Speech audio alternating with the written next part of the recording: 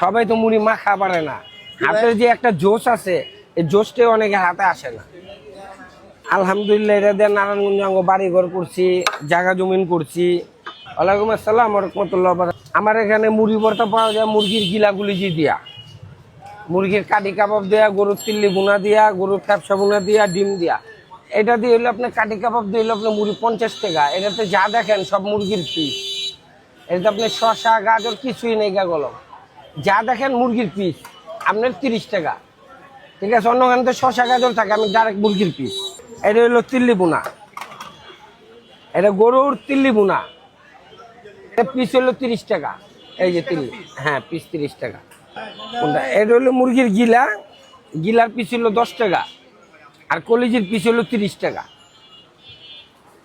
এটা হলো আপনার মুরগির লেগ পিস আপনার 10 টাকা, আর এটা হলো আপনার ডিম আছে 20 টাকা, রান্দা ডিম। হ্যাঁ, আলাম ডিম 20 টাকা, হাফ আছে 10 টাকা। আলু মুড়ি হলো আপনার 20 টাকা, 4 পিস আলু 20 টাকা। এই ব্যবসাটা তো আপনার অনেক আগে, এরা 2 পুরুষ হয়ে গেছে গা। আমার বাপে করছে, বাপে মারা গেছে, অনেক যে মুরব্বী এলো আমার বড় মামু, মামু অসুস্থ হয়ে আছে গা।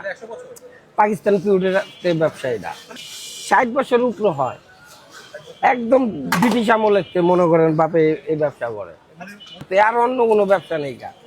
আছে না অনেক জন অনেক ব্যবসা করে, আঙ্গো খানদানি ব্যবসা এইটা।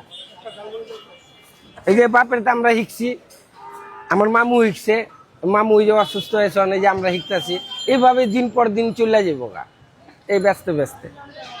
এটা আপনার এটার ভিতরে আপনি মনে করেন এই যে মশলারা, এই মশলারা আপনার যে পদের মশলা দিয়ে আমরা বানাই, অনেক মুড়িওয়ালার এই মশলা ব্যবহার করবো না, দাম দেখা। তবে এত দামের মশলা আমরা কি ব্যবহার করবো? আমি একটুখানি মুড়ি দিই যে 20 টাকা প্লেটে, কিসের জন্য খায়? মশলার জন্য। ওই যে বিরিয়ানি এসে 30 টাকা, তখন বিরিয়ানি পায় না গা।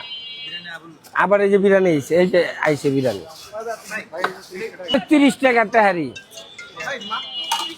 মাত্র 30 টাকা। কালু ভাইয়ের তেহারি মাত্র 30 টাকা।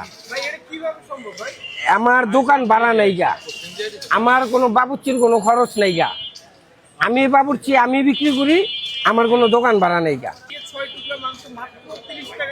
30 টাকা বিরিয়ানি নিয়ে ম্যানেজারের তেমনি স্টাফ তুলি সব পেশার মানুষ খায়।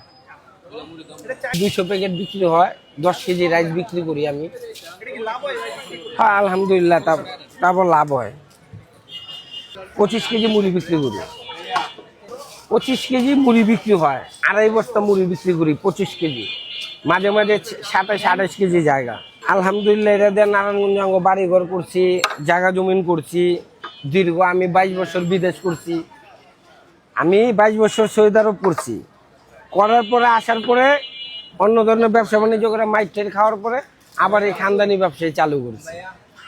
মেন হইলো মানুষের মুখের মজা, আপনি মজা করে বানায় দিবেন, আপনি যে কোনো জায়গায় বসবেন ওইখানেই চলবো। আপনি মজা হবে না, আপনার এত রীতি লোক হবে না। আমি একটুখানি মুড়ি দেই 20 টাকা, কিসের জন্য আসে কাস্টমার? এই মজার জন্য আসে।